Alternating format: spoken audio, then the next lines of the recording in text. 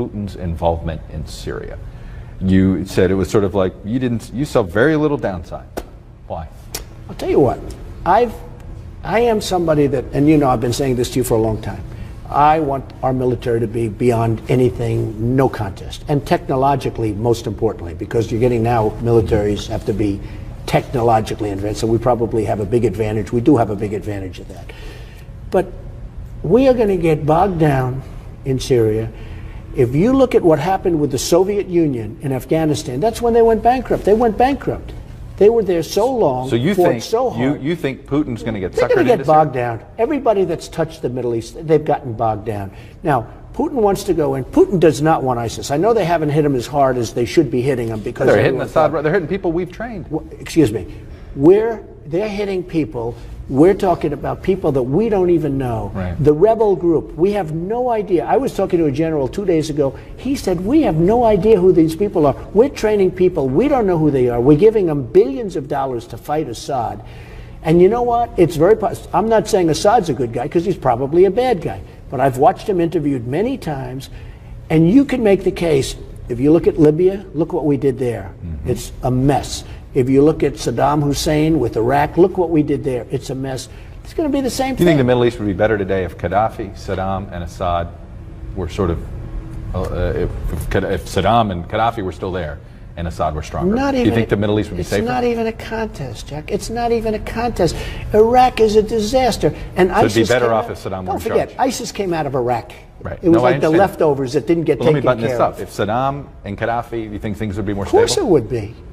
You wouldn't have had your Benghazi situation, which is one thing, which was just a terrible situation. But of course it would. Libya is not even, nobody even knows what's going on over there. It's not even a country anymore. So you welcome Putin's involvement? I like that Putin is bombing the hell out of ISIS, and it's going to be ISIS. I'll tell you why. Putin has to get rid of ISIS, because Putin doesn't want ISIS coming into Russia. Why do you trust him and nobody else does? I don't trust him. I don't trust him at all, other than we both got very good ratings the other night on 60 Minutes, because it was with me and Putin. Can you believe this, of all things? There you go. Right?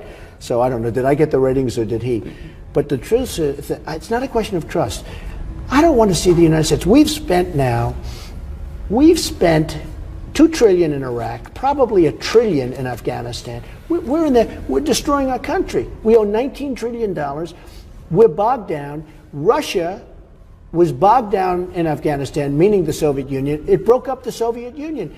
They're going to get bogged down. You watch. As sure as you're sitting there, and I'm the one that said don't do. So you would Chuck, retreat. I said don't do Iraq. You would pull out of what we're doing in Syria No, right I'd now. sit back and this is not usually me talking, okay? Because I'm very proactive, right, as you probably know. I know. But I would sit back and let's see what's going on.